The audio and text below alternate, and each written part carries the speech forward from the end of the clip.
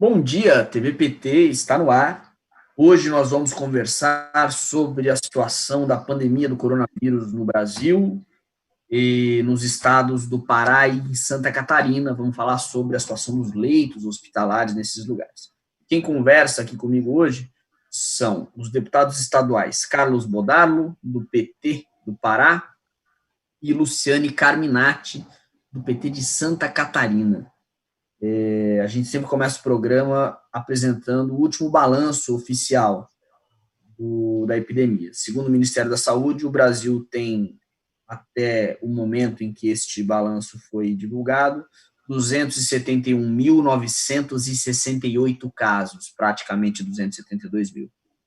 Ao todo, são 17.987 mortes. E a gente ficou sabendo que no último período de 24 horas em que foi feita a contabilidade, ocorreram 1.179 mortes. Foi a primeira vez que o Brasil teve mais de 1.000 mortes num período de 24 horas. E apesar dessa situação triste e trágica, a gente viu que o presidente da República estava de bom humor, fazendo piada, sem qualquer preocupação com relação a essa tragédia brasileira, né? Os estados sobre os quais a gente vai conversar mais aqui nessa entrevista, vivem situações um pouco diferentes, né? No Pará, segundo os dados que a gente encontrou, 141 cidades até o momento foram afetadas pelo coronavírus. Mas o estado tem 17.177 casos e 1.554 mortes. Em Santa Catarina, o número de cidades afetadas é maior, é 173, mas o número de casos é menor, são 5.413 casos. E o de mortes é ainda menor, são apenas 91 mortes, segundo os dados oficiais. Eu gostaria de começar essa conversa perguntando para os deputados, e vou começar pela deputada Luciane, como é que a senhora enxerga a situação do seu estado, que é governado pelo Carlos Moisés, que é do PSL, mas no racha ele ficou com o bolsonarismo, né? No racha do PSL ele ficou com o bolsonarismo. Como é que está a situação aí no estado? Deputada, bom dia. Bom dia, Pedro. Bom dia também o meu colega Bordalo, do Pará. Uma alegria muito grande conversar com a participação aqui na TV PT, mas de um tema extremamente delicado, triste e que, é claro, que nos traz muita angústia, né? Nós estamos num estado que, como bem falou o Pedro, o partido do governador é o PSL, embora aqui está num racha tremendo entre o governador e a vice, que é mais bolsonarista, inclusive, que o próprio governador. Então, tem um racha político aqui. Na verdade, é tudo PSL, né? Tudo PSL, elegeram-se com o 17, sem nenhum entendimento entre quem se juntou nesse partido. Então, é uma junção de gente com o número 17, mas que compactuam com o jeito tradicional de fazer política. Aqui no estado, nós entramos em isolamento social no dia 17 de março, o decreto de calamidade pública, e de lá para cá, num primeiro momento, as ações foram bem importantes, né, de isolamento social. Acredito que deram um resultado inicial bom, mas depois veio muita pressão econômica e também pressão da ala bolsonarista, no sentido de dizer que a gente tinha que fazer aquela opção, ou é a economia ou é a saúde. Essa idiotice, na minha avaliação, porque não temos que optar por um ou por outro, a gente tem que optar de forma muito sábia, né, para que, de fato, o isolamento aconteça, para que a gente possa voltar o quanto antes com a economia. Acho que é esse o entendimento que os nossos governadores do PT, inclusive, têm tido, né? Então, nós estamos com, como você bem falou, 91 óbitos, né? Numa curva crescente de casos de contágio, chegou no interior, nós somos em 295 municípios, já temos aí quase 200 municípios atingidos no estado, chegou no interior. Eu, por exemplo, agora estou na capital, Florianópolis, mas a minha cidade é 500 quilômetros longe da capital, que é o oeste de Santa Catarina. E no oeste de Santa Catarina são muitos frigoríficos, a base da agricultura familiar. O Covid chegou nos frigoríficos. A minha cidade, por exemplo, ela agora é a cidade do estado que ultrapassou todas as cidades maiores de 500 mil habitantes em número de contágios, e nós temos 200 mil habitantes. Chapecó hoje está em primeiro lugar no estado, com mais de 600 casos de contágio, e a projeção da Fiocruz é para mais de 1.700 casos daqui a alguns dias. Então, chegou no interior, e a gente está vendo o quê? Um governo do estado que está acuado, né? E um governo federal que estimula a gripezinha, a ideia de que está tudo normal, de que não tem problema. Isso é extremamente grave para a gente compreender o momento em que estamos vivendo. Obrigado, deputada. Passo a palavra ao deputado Bordalo. Bom dia, deputado. Bom dia, Pedro. Bom dia, querida colega Luciane. É um prazer conversar com uma companheira parlamentar aí do Sul, não é? Pedro, o quadro da pandemia no Pará, ele está vivendo um momento de pendular, saindo da capital para o interior. Nós estamos vivendo a chamada interiorização da Covid-19. Nós temos, nesse momento, os dados que você já deu, mas é importante ressaltar que ontem nós tivemos as maiores taxas, tanto de casos confirmados como de óbitos. Nós tivemos 1.700 novos casos ontem em todo o Pará. Em um dia, em 24 horas, e tivemos 162 óbitos em um dia. Desses 162 óbitos, 91 foram na região metropolitana de Belém. 47 só na capital. Isso indica o quê? Que nós estamos nos aproximando na capital daquele chamado platô, não é? Aqui já houve colapso do sistema público de saúde, foi uma agonia aqui na cidade. As unidades básicas de saúde não foram preparadas para tanto. O governador aqui é do MDB. O PT participa do governo do Estado aqui. Faz parte da aliança política que governa.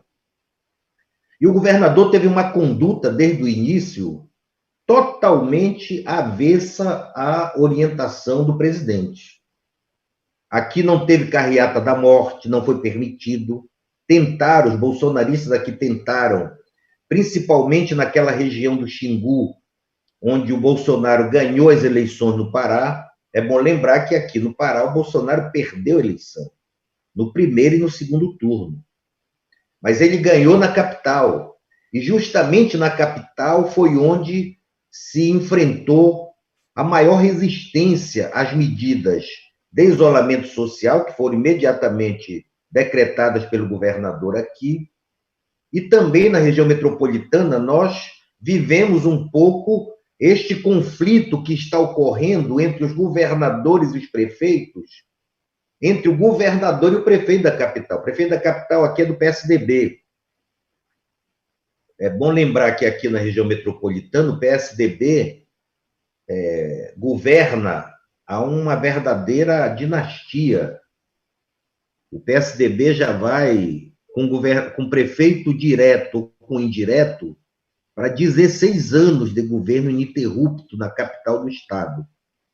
O PSDB conseguiu deslocar o PT aqui, que teve um governo na capital, e ele hegemonizou a região metropolitana. Ananindeua, que também é a cidade, segunda cidade, depois de Belém, maior do estado, que fica colado à capital, não tomaram nenhuma providência, não prepararam os sistemas de saúde.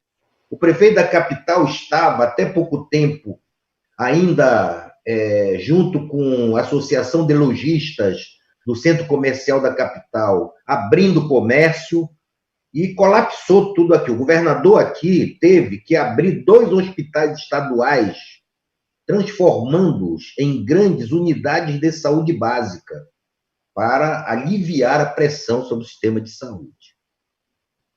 E um elemento fundamental é que agora o processo de interiorização do vírus começa a atingir regiões extremamente frágeis. O caso do Marajó é um caso que preocupa muito. O Marajó tem 16 municípios. Eu sou marajoara, por exemplo, eu sou de Curralinho, não é? E esse trânsito de barcos entre a capital e os municípios foi levando e exportando o vírus. O Pará é um estado muito difícil, continental. Nós temos 1.248.000 quilômetros quadrados. Nós somos um mosaico de regiões diferentes. Nós somos acessados por estrada, por ferrovia, por avião, não é? Caso de Parauapebas, por exemplo, que agora também foi decretado. É bom lembrar que é bom registrar, quer dizer, que o governador decretou lockdown aqui em primeiro 10 cidades e agora estendeu para mais 7. 17 cidades, inclusive a região metropolitana, estão com lockdown, que já é um processo mais restritivo de deslocamento social e de isolamento social, não é? Então, é impressionante como o mapa agora da Covid obedece a essas diferenciações. Altamira, por causa da Transamazônica, por causa de Belo Monte, não é? O trânsito de muita gente, o Marajó, por causa dessa exportação que vai daqui da capital, mas também os barcos que vêm de Manaus e que acabaram trazendo muita coisa de Manaus para cá e de Macapá. Nós vamos ter esta região de Carajás, uma movimentação muito grande ali na região de Parauapebas, Marabá. Agora, percebe-se na capital que essas medidas duras tomadas pelo governador, e agora o prefeito acabou se associando por uma questão de sobrevivência, está dando resultado. Quer dizer, nós sentimos nos últimos dias que a curva de crescimento está registrando um certo amortecimento, o sistema de saúde já está com mais conforto, apesar de as nossas UTIs aqui estarem comprometidas em 83,52%. É bom lembrar que antes da pandemia, o Pará contava com 23 leitos de UTI pública. Nesse momento, o Pará conta com 364 leitos de UTI pública para adultos, conta com 7 para UTIs pediátricas, e conta com 4 neonatal e 8 clínico pediátrico, e, portanto, o processo, o governador aqui conseguiu espalhar bastante serviços de UTI pelo Estado. Agora é enfrentá-la e tentar ver como é que se consegue controlá-la nos municípios, que é muito mais difícil. Sim, deputado, o senhor tocou num ponto importante, que era justamente o nosso próximo assunto. A gente aqui, vocês já falaram da interiorização dos casos, e a gente sabe que quando vai para o interior, há uma dificuldade maior com relação à estrutura, né? E, por exemplo, no caso de Santa Catarina, como já disse a deputada, afeta serviços essenciais como frigoríficos. A gente sabe que alguns frigoríficos chegaram até a ser interditados em Santa Catarina em função do coronavírus. Então, eu queria começar ouvindo da deputada como é que fica a questão de leitos no estado como um todo, porque, quer dizer, Florianópolis, talvez Joinville, grandes cidades, têm uma estrutura melhor, né? Mas como a interiorização é alta, a gente até mostrou que o número de cidades afetadas em Santa Catarina é maior do que no Pará. Como é que está essa preocupação aí, deputada? Então, eu quero só situar que no meio disso tudo nós temos aqui uma CPI dos respiradores, que ficou conhecido nacionalmente por conta de um esquema que tudo leva a crer que é um esquema nacional que envolve vários estados e que tem um braço, inclusive, nas milícias do Rio de Janeiro. Olha a gravidade da coisa. Então, nós estamos com uma CPI, foram pagos de forma adiantada 33 milhões de reais para 200 respiradores, o que dá uma média de valor unitário de 165 mil cada respirador, quando muitos governadores estão comprando respiradores por 60 mil, né? Tem casos de empresas aqui de Santa Catarina que estão vendendo a 20 mil. Então, olha a distorção. Então, essa CPI está andando, ela deu uma certa anestesiada num projeto que tinha da própria Secretaria da Saúde de ampliar hospitais de campanha para 10 hospitais de campanha, e também deu uma certa parada nos procedimentos que existiam, porque o secretário de Estado da Saúde caiu nessa denúncia e caiu da Casa Civil. Inclusive, nas investigações do Ministério Público, tudo leva a crer que está chegando na Casa Civil. Então, eu estou só trazendo esses elementos aqui, Pedro, para entender o que é aqui para nós, enquanto deputados. A gente tem que fazer aquilo que no ditado popular a gente diz, né? O olho no peixe, outro no gato, né? A gente tem que garantir leitos, ou ampliar o atendimento, se preocupar com as medidas de isolamento, mas nós não podemos também ignorar que tem denúncias muito graves. E aqui no estado, nós tínhamos, antes da pandemia, Bordalo, 810 leitos de UTI no estado, 810. Isso é a data do dia 12 de março. A projeção que o secretário da Saúde atual agora, que era o adjunto, agora assumiu, era de mais 713 leitos UTI, Covid. Então, nós chegaríamos em 1.500, aqui arredondando, 1.500 leitos. Nós temos hoje em torno de 1.200, faltaria 300 leitos para nós chegarmos em 1.500, mas o próprio Estado já está fazendo uma nova projeção de chegar em 1.700 leitos, que seria o ideal, né, segundo a Organização Mundial da Saúde, que é um leito para cada 10 mil. Então, eu diria que, como deu todo esse rolo, né, essa denúncia, chegou agora, dessa licitação que foi dispensa de licitação, chegou a 50 respiradores nos últimos dias.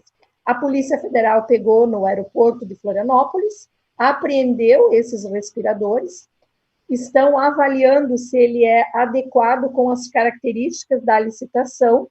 E o que o Estado está fazendo, por exemplo, na região do interior, a minha cidade, né, capital do Oeste?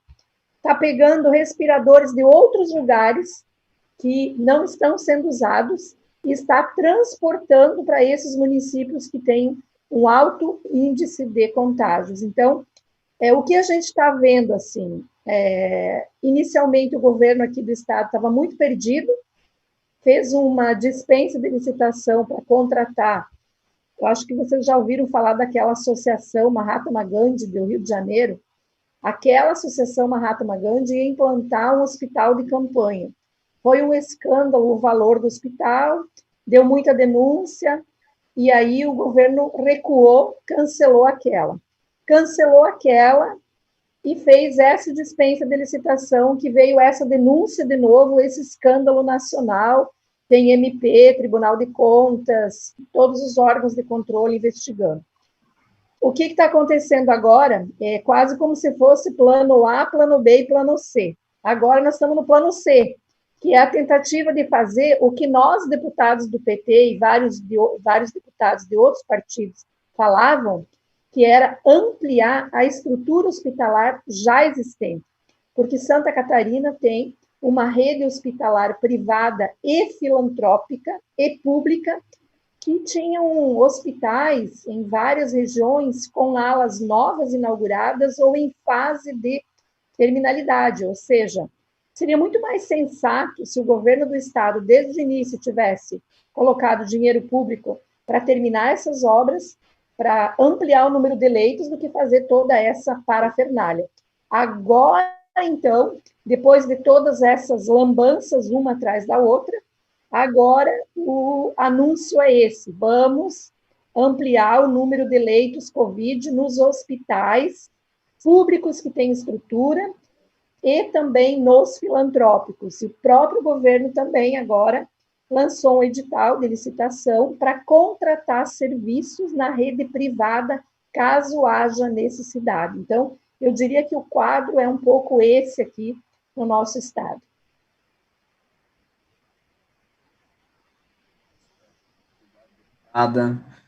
Deputado, o senhor falou que aí houve uma certa preparação, né? Mas se o isolamento social não for respeitado, não, a estrutura não consegue dar conta, não é isso? O que é importante ressaltar é que foram adotadas aqui medidas que foram se antecipando a esta situação. Por exemplo, foi instalado um hospital específico para a Covid-19 em Marabá, um hospital específico para a Covid-19 em Santarém, também um em Breves, que é a principal cidade do Marajó. Foram ampliadas UTIs com respiradores em Tucuruí. Agora estão sendo abertos hospitais preparados com UTI respiradores em Soure, que é o outro lado do Marajó, não é? Ontem o governador foi em Altamira e assinou um convênio com o prefeito de Altamira para que se instale uma unidade específica nova lá. Então, do ponto de vista das medidas necessárias, não se tem reclamos do governador aqui. Se tem reclamos de prefeitos.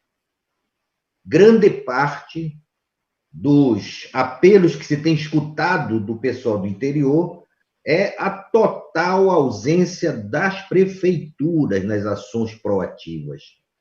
Não tem unidade municipal que faça pelo menos o atendimento primário, aquela porta de entrada. Não tem remédios, não tem profissionais, não tem EPIs. Então, há uma questão que, inclusive, eu estou pedindo para a minha assessoria levantar, que é o quanto de recursos esses prefeitos do interior já receberam e, efetivamente, no que foi aplicado. Está havendo agora, nesse momento, uma sessão ordinária online aqui no Parlamento Estadual. Eu saí de lá para vir para esse debate, em que grande parte dos deputados estão ecoando esta realidade de uma omissão de prefeitos. É claro que tem alguns prefeitos aqui que têm se destacado, porque têm buscado humanizar, pelo menos, esse serviço. Mas é preciso dizer que a questão do isolamento ele tem sido solapado pelo presidente da República, pelos bolsonaristas. Olha, aqui teve uma fake news, rapaz, que teve um impacto imenso, que foi aquela fake news do clima. Não sei se vocês ouviram falar por aí, mas se espalhou uma fake news de que a Covid não iria... O próprio presidente veio com essa no começo, né? Falou que aqui é calor. Que a Covid não iria se instalar aqui no norte do Brasil por causa do clima. O clima ia cuidar de matar. Teve prefeito aqui que administrou o horário de comércio conforme o sol. Que ele iria funcionar no horário de sol quente, porque o sol iria matar o vírus. E muita gente foi empurrado para a rua por isso, né? É bom lembrar que essa pandemia começa pelas classes médias, classe média alta. E ela foi, primeiro, se interiorizando para as periferias. Aqui o colapso se deu quando começou a chegar na periferia, porque com o comércio aberto no centro, os trabalhadores e trabalhadoras eram obrigados a virem trabalhar, senão os patrões, utilizando inclusive mais retrocessos que eles fizeram no processo de pandemia, né, permitindo demissões sem justa causa, né, enfim, quem não comparecesse ao trabalho. Então, os trabalhadores vinham e iam. Aqui preocupa muito agora o problema da fome. Eu acho que é o novo capítulo desta guerra. Se nós não enfrentarmos com determinação com muita mobilização de recursos humanos, de solidariedade social, nós vamos ter comprometido sim esse esforço, porque as pessoas irão para a rua. Esse auxílio emergencial é uma vergonha. Esse auxílio emergencial que o presidente queria pagar R$ 200, e só se paga 600 hoje, ou no máximo 1.200, graças à luta da oposição, da bancada do PT, dos outros partidos democráticos e de esquerda no Congresso, agora... Embora o presidente diga que o auxílio foi ele que fez por R$ 600, né? Mas o presidente, eu acho que o presidente, ele cumpre uma estratégia pensada, viu, pessoal? O presidente não é louco como se pensa. O presidente está movido por uma estratégia e que eu acho que se aproxima da eugenia.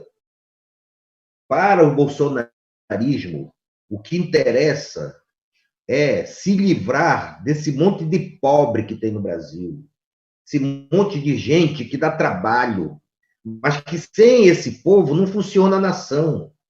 E submete o povo brasileiro à vergonha de ir para filas intermináveis, espalhando contaminação. É uma mendicância. Então, eu estou muito preocupado com o problema da fome, da falta de alimentos. Eu, inclusive, apresentei aqui na Assembleia um projeto que está em tramitação para se criar no plano estadual o Programa Estadual de Aquisição de Alimentos da Agricultura Familiar, para que esta aquisição fortaleça os agricultores familiares e, ao mesmo tempo, permita que se crie uma estratégia de ampla distribuição de alimentos à população. Como também a bancada do PT tem apresentado aqui diversas medidas colaborativas ao governo, né? Nós temos enfrentado, por exemplo, agora no Pará é lei estadual a obrigatoriedade do uso de máscaras em locais públicos, logradouros públicos, transportes coletivos, transporte de passageiros. É lei deste deputado também, é lei estadual, não é mais um decreto de um prefeito, não é por quê? Porque era preciso conter essa contaminação que estava ocorrendo. Então, a bancada aqui do Pará, formado por mim, pela deputada Gilvanda Faro e pelo deputado Disseu Tencaten, nós já temos dezenas de moções. Nós preferimos trabalhar muito mais com a moção, que ela é mais ágil, não é, do que com projetos de lei, uma tramitação lenta. Deputado, deixa eu aproveitar aqui que o senhor tocou na questão do problema da fome. Eu queria perguntar para a deputada Luciane se esse também é um problema, é uma preocupação no estado de Santa Catarina, e onde, como a senhora já falou, o governador é do PSL. Se por acaso ele fosse seguidor aí da linha bolsonarista extrema, que parece que a gente pode dizer que é o terraplanismo e a vice-governadora é o terraplanismo extremo, eles realmente, o plano aí é deixar a população à míngua. Como é que é essa preocupação em Santa Catarina? Então, aqui em Santa Catarina, o PT, inclusive, há 40 dias atrás, né, exatamente no dia 15 de abril, apresentou um plano de recuperação envolvendo todas as áreas da sociedade, desde economia, saúde, assistência social, que é a proteção à vida, ao direito à alimentação, aos CRAS e CREAS terem condições, inclusive, de ter recursos disponíveis para atender a população mais fragilizada, como também emprego, geração de renda, proteção aos contratos temporários. Então, o que nós apresentamos especificamente nessa questão da fome, da precarização, especialmente aos mais pobres? Nós apresentamos que uma das ações é liberar todas as emendas que os deputados têm voltados à assistência social para os municípios, porque isso ajuda também a fortalecer, né, os programas de vínculos, os benefícios socioassistenciais e o cofinanciamento da assistência. Também apontamos a necessidade de acabar com o contingenciamento do orçamento da assistência social de 40%, né, que esse presidente da República fez, né? Então, cortando 40% da assistência social, que é anterior à pandemia ainda, e também a ampliação. Nós estamos agora numa luta, inclusive eu apresentei uma solicitação para convocar a secretária da Assistência Social do Estado, tá?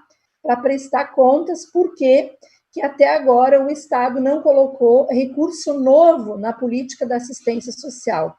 O que a gente está vendo acontecer muito aqui, Pedro e Bordalo, é o seguinte, a sociedade se organizar em redes de solidariedade, né?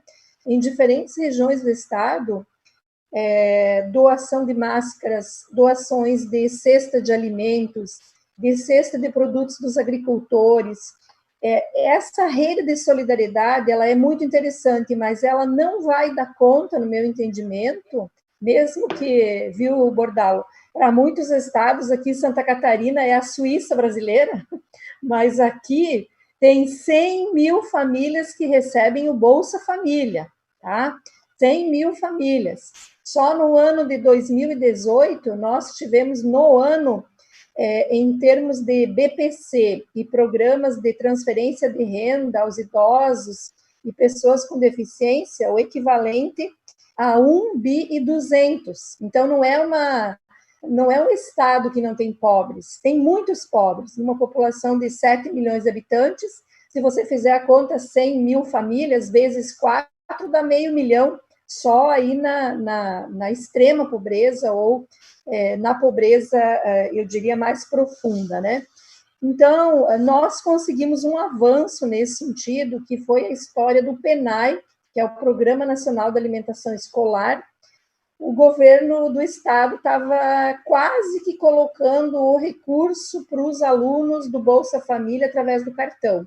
Nós conseguimos intervir, juntamos a Secretaria da Agricultura com a Secretaria da Educação e os empreendimentos da agricultura familiar, as agroindústrias, as cooperativas, as associações de agricultores, e conseguimos fazer o seguinte: todo o dinheiro que tem para alimentação escolar, né, nesse período, vai ser compra de alimentos dos agricultores para os alunos, não só do Bolsa Família, porque a gente tem uma outra realidade agora na pandemia, que são os informais sem renda, que são os que ficaram desempregados, então ampliou muito o leque de famílias pobres, né?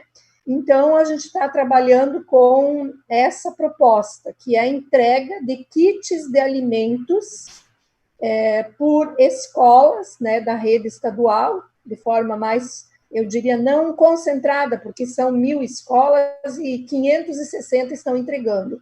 São kits de alimentos a cada 15 dias entregues para os alunos que precisam do alimento. Então, num primeiro momento foi Bolsa Família, mas vai ampliar esse leque. Mas nós estamos estudando aquilo que você falou no Pará. Aqui a gente está com uma proposta também, que foi uma luta enorme das organizações sociais e da bancada do PT, que é o PAA catarinense, Programa de Aquisição de Alimentos com dinheiro do Estado, para justamente agrega a renda dos agricultores, né? E garante que esses alimentos cheguem nas comunidades quilombolas, indígenas, comunidades carentes, urbanas e rurais. Acho que é isso, Pedro. Sim, sim. O deputado, eu queria agora passar por um ponto que eu acho que é preocupante.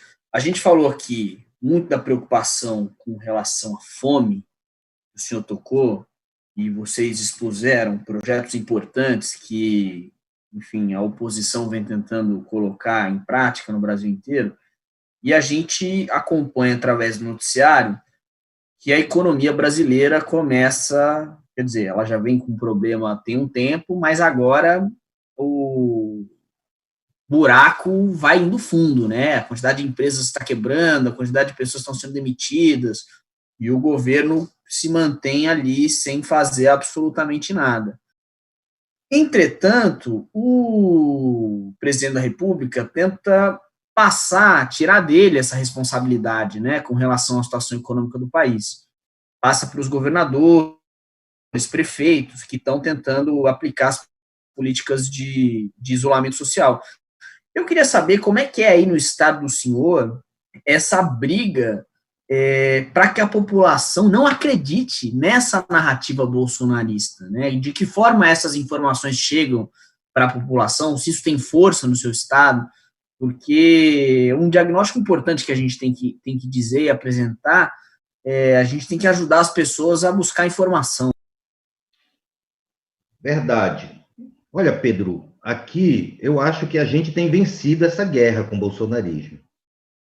Eu acho que o Pará foi o único estado da Amazônia que venceu do Bolsonaro.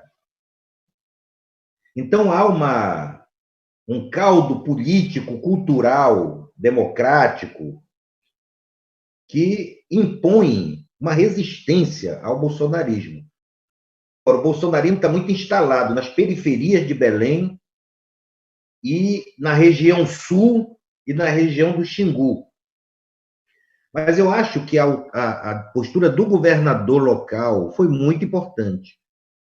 Ele matou no nascedouro essas reações bolsonaristas de alguns empresários indo à rua de carro, né? Tudo trancado em ar-condicionado, chamando o trabalhador para ir trabalhar. É impressionante. Mas é importante nós levarmos em conta que a guerra é nacional. É preciso parar o Bolsonaro. O Bolsonaro, com a turma dele, vão permanentemente tentar solapar, desmobilizar esse esforço da sociedade. Se nós não pararmos o Bolsonaro, nós teremos consequências imprevisíveis aqui no país. Não é? Eu acho que o Estado do Pará precisa agora ingressar numa outra etapa da pandemia, que é esta etapa de encarar sua própria estrutura social perversa. Estamos falando de um estado de 8,4 milhões de habitantes, 61,4% da força de trabalho está na informalidade, é a maior informalidade do país. Nenhum estado tem mais informais do que o Pará. A nossa população aqui, 1.200.000 famílias recebem Bolsa Família. Agora reduziu um pouco, porque o Bolsonaro, com a turma dele, já tiraram muita gente do Bolsa Família. Agora, sabe o que é impressionante, Pedro, Luciane? É que é o CAD único, o tão combatido cadastro único dos programas sociais, que tem servido como uma casa-mata, uma trincheira para impedir que essa crise social esteja mais avolumada, porque foi através do CAD único que conseguiu-se chegar com esse auxílio emergencial às pessoas. Mas eu acho que os estados terão que encarar isso. Nós devemos provocar, eu acho que é papel do PT, procurar aqui na Assembleia, nós temos um diálogo maior com o PSOL, tem uma deputada do PSOL, que é a deputada Marinor Brito, tem 3 deputados do PT, e um conjunto de bancadas que é possível discutir. Eu acho que a nossa nova tarefa das bancadas estaduais do Partido dos Trabalhadores, é claro, é se preocupar com o hospital, é se preocupar com o remédio, isso também faz parte, mas é deslocar o eixo agora do nosso debate para a questão econômica, para encarar o problema econômico pelo viés democrático, não permitir que a economia seja apropriada pelo discurso bolsonarista, como se eles defendessem a economia e nós fôssemos contra a economia. Não há contradição, isso é uma contradição falsa. Inclusive, para a economia poder voltar a funcionar, é preciso preservar vidas, é preciso preservar os trabalhadores. Então, tem 3 coisas fundamentais. A primeira é lutar e trabalhar para que as pessoas, os trabalhadores, sejam efetivamente atendidos nesta emergência, com assistência, como lembrou a colega deputada, com auxílio emergencial. O segundo é discutir esta economia nesta nova ordem que está se criando. É preciso entender que nós voltaremos a uma normalidade na anormalidade.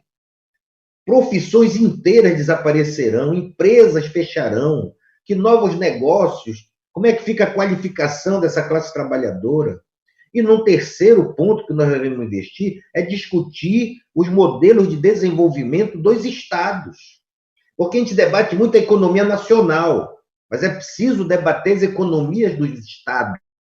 O nosso estado é um estado que mais exporta, que participa da balança comercial brasileira como aquele que equilibra essa balança, tem minério de ferro, tem madeira, você tem uma produção pesqueira extraordinária. Aliás, é uma briga nossa com Santa Catarina para saber quem é que produz mais pescado, viu? Eu acho que é o Pará, mas tudo bem. Temos peixe em abundância, temos madeira, mas é um estado que a história dele é patinar em índices sociais sofríveis, querido Pedro. Obrigado, deputado. Deputada, passo para a senhora a pergunta sobre essa disputa com o bolsonarismo aí local. Como é que, local não, né? Como é que chega a narrativa do presidente, como é que ela afeta a população de Santa Catarina, se esse discurso tem força, se tem sido possível superá-lo de alguma maneira? Primeiro, vamos lembrar que Santa Catarina foi o estado que deu o maior percentual proporcional à população ao presidente da República. Então, Bordalo, a nossa vida aqui não é muito fácil, não, né? Eu tenho dito que eu gostaria de morar um pouquinho mais perto aí do Nordeste, né? Porque é outra vida, né? A nossa vida aqui está muito difícil. Mas também, alguns dias atrás, de forma muito positiva, foi divulgada uma pesquisa feita por telefone aqui no estado e que mostra já uma reversão extraordinária da curva, ou seja, mais de 70% dos catarinenses rejeitam o presidente Bolsonaro, né? Aqui no estado, nós vivemos uma contradição enorme. Veja, como eu falei no início, nós temos uma chapa PSL puro, né? Governador e vice-governadora. No entanto, o próprio governador já fez algumas críticas ao Bolsonaro. Vou trazer aqui uma das últimas críticas, que deu, inclusive, uma carta de repúdio da vice-governadora, repudiando o governador por ter assinado aquela carta com os 20 governadores, questionando o fechamento do Congresso, aquela retórica que o presidente da República, volta e meia, né, ele referenda.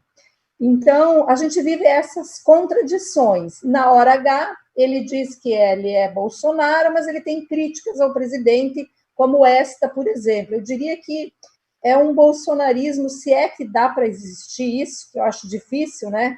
Porque nós estamos falando aqui de um jeito truculento de fazer política, do não diálogo, né? Da política da repressão, da tortura, do coronel Ustra, né?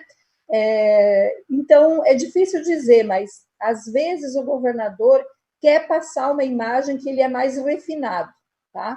E quando aqui em Santa Catarina começou o processo de isolamento, começou justamente com medidas muito duras, né? A exemplo do governo do Pará, também aqui começou. E nós até aplaudimos e dissemos, opa, agora então a ciência é importante, agora então nós vamos cuidar da vida, ficamos felizes. Mas bastou que começou a pressão de alguns setores econômicos, né? Dizendo que aquele ditado bastante ruim, assim, do ponto de vista do convencimento da população, dizendo que a gente ia morrer de qualquer jeito. Mas se a gente não morresse de Covid, nós vamos morrer de fome. E vai ser muito pior, né? Porque são cadeias produtivas todas desestruturadas. Eu quero dizer que Santa Catarina, do ponto de vista da economia, tem um abalo grande, claro. Nós tivemos aí, no mês passado, 1 bi a menos na arrecadação, Pedro e Bordalo. No entanto, aqui nós temos o agronegócio, que exporta muito, e com o dólar em alta, estão nadando em dinheiro, né? Então, é uma situação também que, de certa forma, traz um equilíbrio. Mas eu quero terminar essa resposta também dizendo o seguinte: eu acho que a gente não volta ao normal, eu acho que a gente volta a um novo normal. um novo normal, aonde talvez nós tenhamos que ficar meses evitando aglomerações, contágios, né? Discutindo como se nós nos estruturamos em novas cadeias produtivas.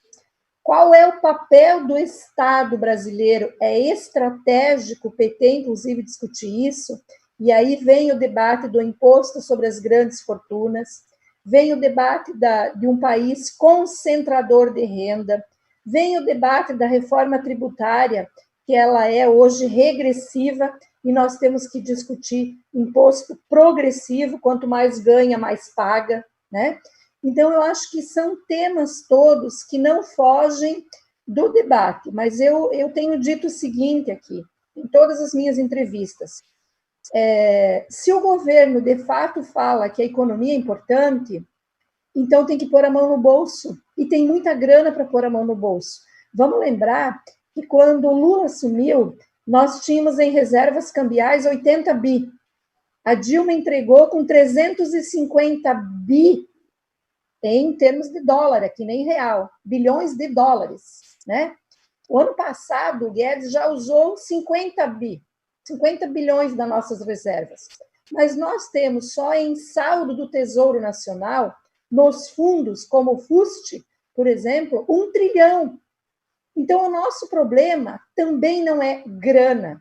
Tanto é que tem vários economistas hoje, como Arminio Fraga, o Delfim Neto, vários da direita, né, de uma ala de centro-direita ou de direita, dizendo o seguinte, o Brasil tem que pôr a mão no bolso, tem que usar esse recurso para injetar na economia, não é? No microempresário, no médio empresário, no pequeno empresário, nas cooperativas, organizações, na economia solidária, tem que fazer isso, tem que colocar mais dinheiro. Se a gente olhar a Europa, nós estamos com aí um percentual de 12%, 15% do PIB sendo utilizado pelas economias europeias, e o Brasil está com 3,5%. Então, quer dizer, pensar o futuro desse país é pensar o papel do Estado, e é uma decisão política. O presidente da República está numa retórica, porque ele não está nem aí para a vida, como tu falasse muito bem, não está nem aí para a vida, dá risada no dia que mais de 1.000 pessoas morrem. Quer dizer, ele não tem empatia, ele não tem amorosidade, ele não tem sentimento. Ele vai estar preocupado com o empresário. Um cara que não está preocupado com a vida humana, não está preocupado com nossas empresas e nossos empregos. Então, aí é que entra o papel da esquerda brasileira, dos nossos parlamentares, no sentido de dizer o seguinte: nós estamos preocupados com a vida e com a economia, e o Brasil tem condições plenas, se ouvir infectologistas, cientistas, economistas, se ouvir o parlamento, se ouvir a elaboração de gente que está pesquisando sobre economia há décadas, e se ouvir e aprender com o que os outros países estão fazendo. Eu acho que tem saídas, tem muitas saídas, mas, infelizmente, o comandante disso nós precisamos discutir, porque não é por acaso que a esquerda unida está definindo por fora Bolsonaro. É porque se o cara que comanda não tem competência, capacidade e não dá importância para a vida, esse cara não tem condições de fazer o país sair da situação em que ele se encontra. Obrigado, deputada. Bom, a gente começa aí para o final, eu vou abrir para as considerações finais, mas antes eu queria dizer para você que nos assiste, que se inscreva no canal do Partido dos Trabalhadores no YouTube, que aperte o sininho lá, não esqueça, porque o sininho é que vai te avisar, vai mandar notificação quando começarem transmissões ao vivo, e sempre compartilhe a mensagem dos nossos parlamentares, das nossas lideranças, para que elas possam chegar mais longe. Eu vou passar a palavra para o senhor, deputado Bordalo, para o senhor fazer as suas considerações finais, mas eu gostaria de fazer uma provocação aqui e pedir que o senhor fale também um pouco sobre isso que a deputada Luciane falou, um pouco do papel da esquerda, um pouco do papel do Estado brasileiro, do que deveria ser o papel do Estado brasileiro, né, como poderia ser a vida da nossa população se o Estado funcionasse de acordo, né? Olha, eu acho, já agradecendo o convite para a nossa bancada participar, nós também temos vários meios de comunicação, a TV PT está se instalando no estado do Pará, eu estou fazendo lives 2 por semana, chamado Café com Bordalo, eu acho que é uma nova ferramenta fundamental. Eu acho que se tem uma coisa que esta crise, essa pandemia mundial, se encarregou foi de desmoralizar o neoliberalismo e os seus fundamentos. Aquela cantilena de que o Estado já era, de que era preciso reduzir o Estado a tamanho mínimo, que agora era investimento privado, a pandemia cuidou-se o Estado. Aqui no Brasil, se não fosse o SUS, que é fruto da luta histórica dos setores democráticos brasileiros, se não fosse a Previdência Social, que eles ainda não conseguiram acabar, se não fosse os programas sociais ainda deixados pelos governos petistas, esse país não tinha conseguido resistir do jeito que está resistindo. Eu acho que isso delineia um novo sentido para o Estado. É uma etapa de revalorização do Estado indutor do desenvolvimento. É preciso que nós comecemos a preparar um amplo programa de obras públicas que enfrente os dilemas civilizatórios brasileiros. A minha cidade, que é essa de Belém aqui, saiu ontem a pesquisa do IBGE, é aquela que apresenta o maior percentual de moradias subnormais.